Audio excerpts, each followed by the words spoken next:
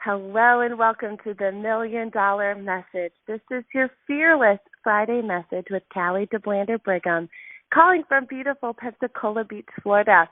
One week ago, we were getting ready for $1 Million Weekend. Yes, it was Amber's first $1 Million weekend, Jordan's second $1 Million weekend, my third $1 Million weekend, and obviously, it wasn't the traditional $1 Million weekend.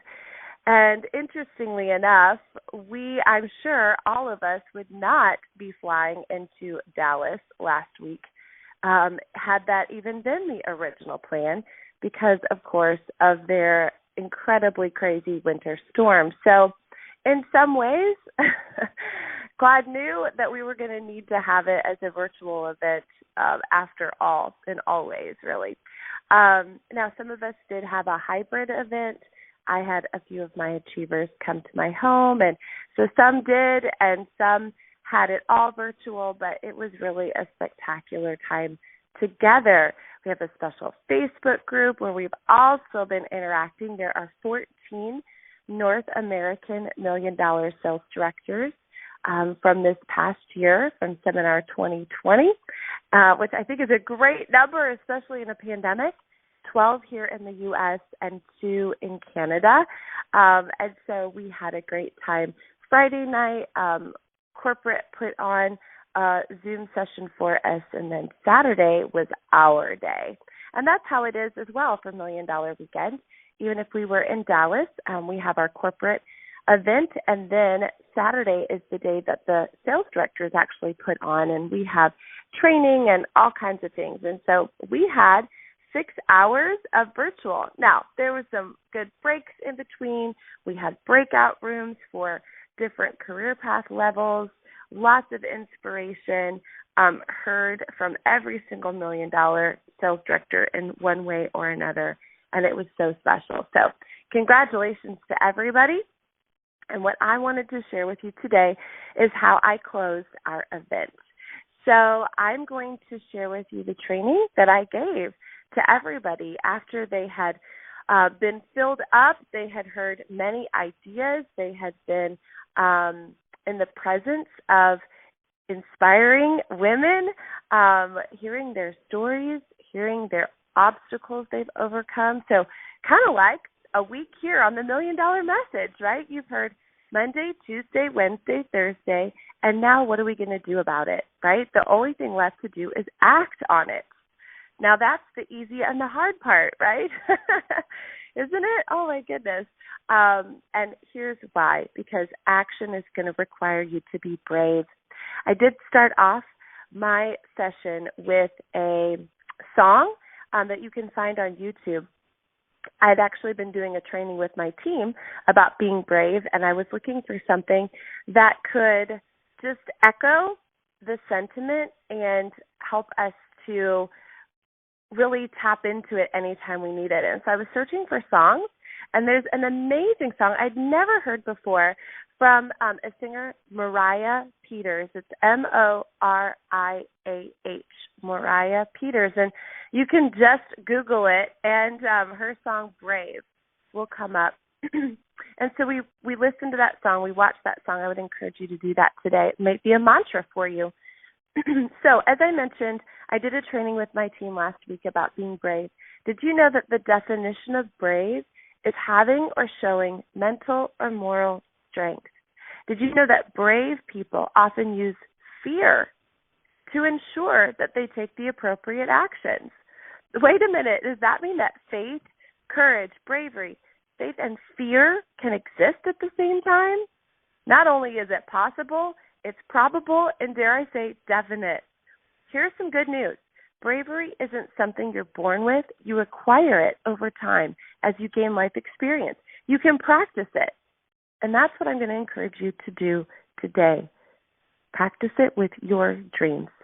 But here's the bad news, or the harsh truth.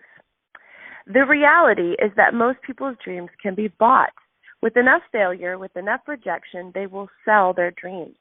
They can get started. They can take a few steps towards it, But when it gets a little too tough or scary or hard or uncomfortable, they go, boom, sold. Buy the dream. You can have it. It's not worth it enough to me. And their will to win or see that dream come true is viable. It can be sold. How many times have we allowed something or someone called fear to buy it? Doubt also wants to buy it. Comparison wants to buy it.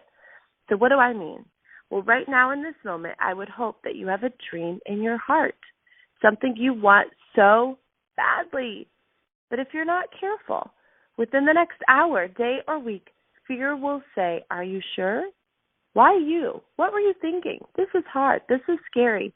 And before you know it, you'll believe it, and you'll sell that dream to fear. You'll give it up for a meager price. Pennies. It was that easy. The dream was big, the value high, the sale price cheap. Fear won. Fear owns it.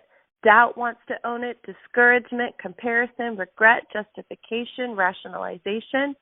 So what is your price? What is your value? Let's call both of them out. If you're selling for cheap, it's either because you don't truly want the dream in your heart, so you're quick to let it go, or you've never been given permission to see fear coming and to say, nope, I know what you want, but you're not getting it. As a matter of your presence here, because it means I'm onto something. I don't cower when fear arrives. I celebrate, because if nothing were going on, fear would leave me alone. So what's your sale price? Who is going to own you and your dreams and your future? If you decide your dream cannot be bought, I don't care how long it takes. You can't buy this girl out. Keep fighting for your family. Be the one. Be the one who will change your family tree forever. The one who steps up. The one who starts to say yes instead of no. The one you will be proud of. That's the decision. Decide now. Are you going to keep negotiating the price, or can you not be bought? Oh, you of great value. Decide that brave is the way and priceless is the dream. And so what I did on our session is I actually gave them a moment, and I let them name it. I let them name that was in their heart. And I did tell them the story that I shared a few weeks ago about I didn't even know what my dream was. I know that sounds crazy. I've had so many over the years, and thank you to Mary Kay. So many of them come true. But I realized this past year, even though I had some dreams, it was kind of about just existing and making it through. And it wasn't until January 2nd when that national event, Ignite, happened that I realized that I had not been exercising my dream muscle at all. And I sat at my computer, I shared the story, and I had to Google bucket list items for women because I couldn't even think of any. And I finally got started, and it finally started to floodgate, but it took a little bit. So I understand if it's been a minute or a year. I need you to find that dream. And so go ahead and think of the dream, but also call out who is in the market to buy your dream. You have to bring into the light in order to face it and stop it. And speak to them today and tell them they are no longer welcome to try to barter or bargain or buy. It's off the table. You can tell them that you now see it's normal to have them around. All champions do. You recognize them as part of the process, but you also recognize they have no power to wield. You know they're going to show up, but you will now take it as a sign you're on the right track. They will fuel you, and you will start your pursuit of this dream, and you will finish it, and you will finish it. So I just ask you today, what is that dream? I get it if you don't know the answer, but it's not okay to keep going past today not knowing. Make yourself some quiet time. Sit down. Allow your heart to be able to discover that again. Nothing is too small and nothing is too big. And then call out who wants to buy your dream today. Look them in the eye and say, I now recognize you for who you are, but this girl's not going to be bought, nor is her dream, not by you, not today. All right, everyone, have an amazing, powerful day, a strong month-end finish, and I'll talk to you next week. Bye-bye.